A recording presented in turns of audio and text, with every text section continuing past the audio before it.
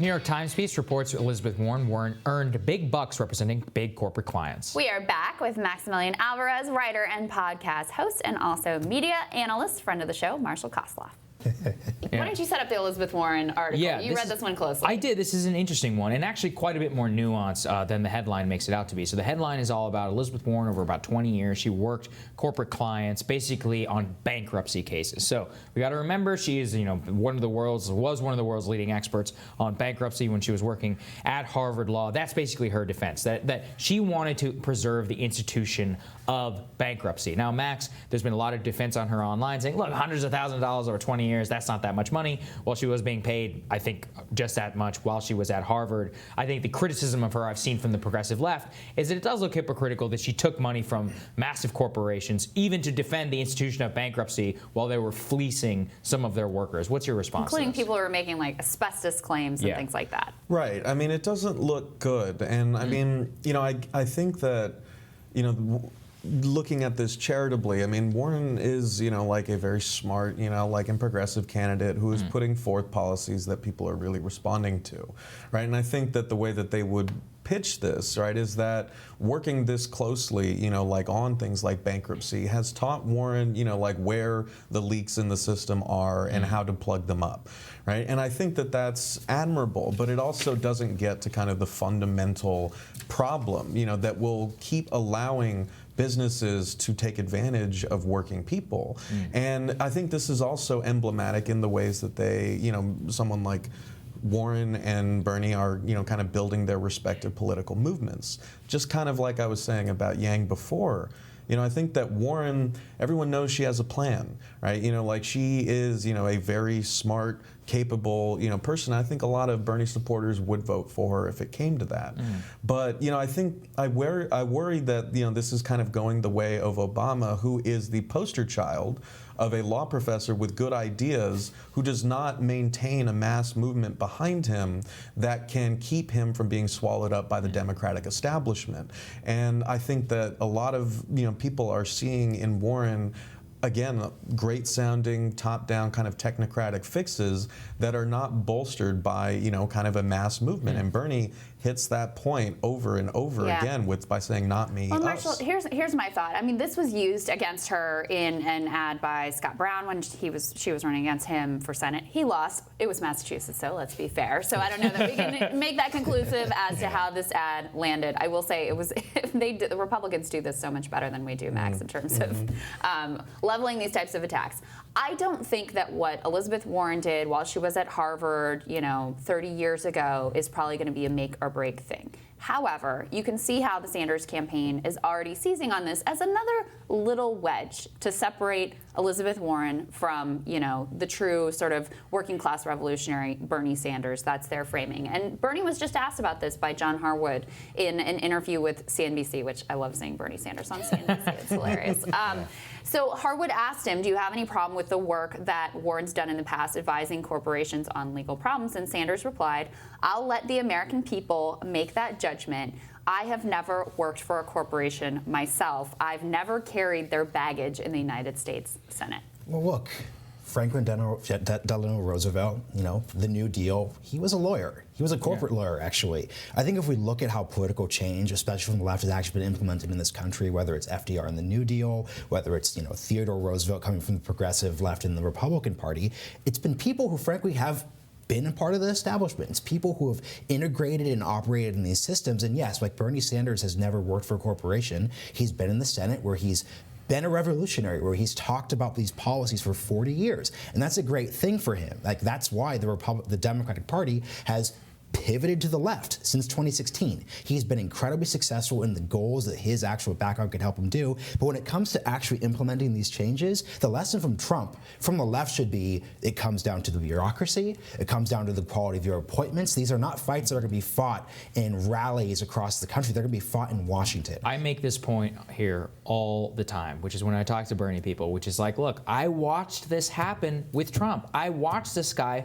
win the White House, get swallowed by the RNC, Technocracy. Now he has literally done nothing of what he actually promised to do, right? We got some replacement fence on the border. We have no sweeping changes. Trade policy, whatever's been done in the executive branch can be undone by Elizabeth Warren like that. And guess what? She doesn't actually have, B-rate lawyers who are writing hers that are going to get overturned by the Supreme Court. She's going to do it all very, very well. So I understand the point about technocracy, and Max, I'll put this to you, which is that further in this interview, Bernie says we need revolution, not regulation. But I think my response is if you're going to cloak yourself in the vision of FDR, he had a lot of, his administration was defined by regulation, backed up by revolution. What do you think?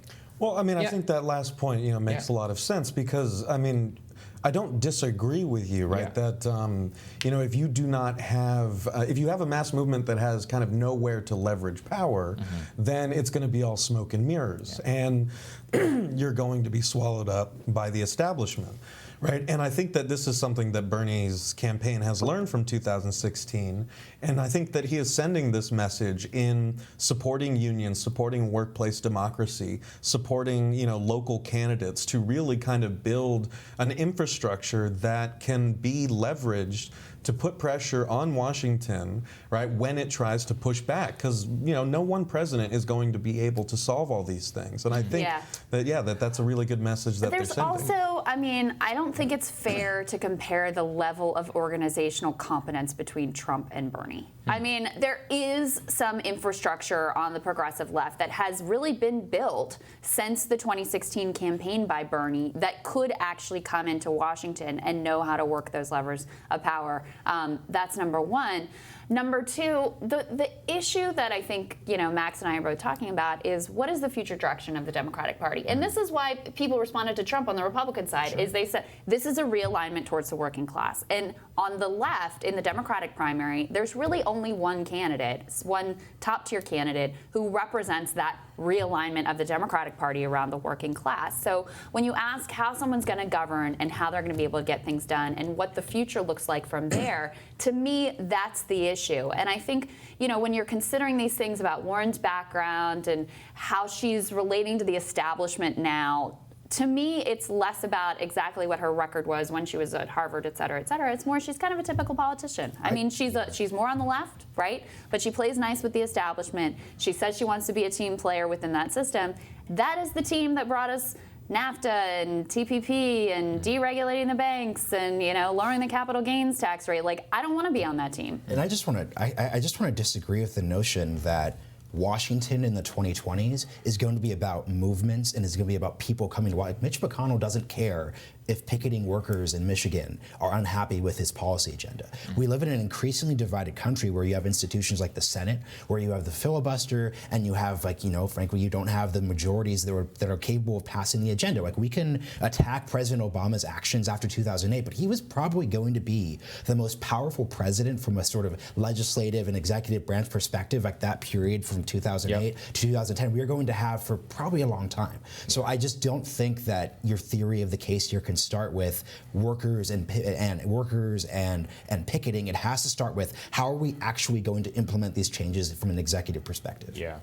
I have to agree because the way that it has happened was with Trump was exactly this, is that it was the same thing. Donald Trump, Republican Senate, Republican House, nothing happened. And ultimately how many votes did Obama have in the Senate? 58. 58 votes, and he still couldn't get the public option passed. Both for and against. I don't think anyone here is saying it will be easy, right? It's definitely not easy. Right. But the idea that, Mitch McConnell's not going to respond to protesting workers, okay, he's also not going to respond to Joe Biden coming and be like, let's make a deal. That's total fantasy, right? But here's the thing, though. Exactly. I'm not arguing that Mitch McConnell is going to respond to, a centrist Joe Biden. Yeah. But what that means is this is all going to be about the executive branch. This is going to be about what executive orders can a competent lawyer write and approve. Look what happened. But again, that's also ephemeral.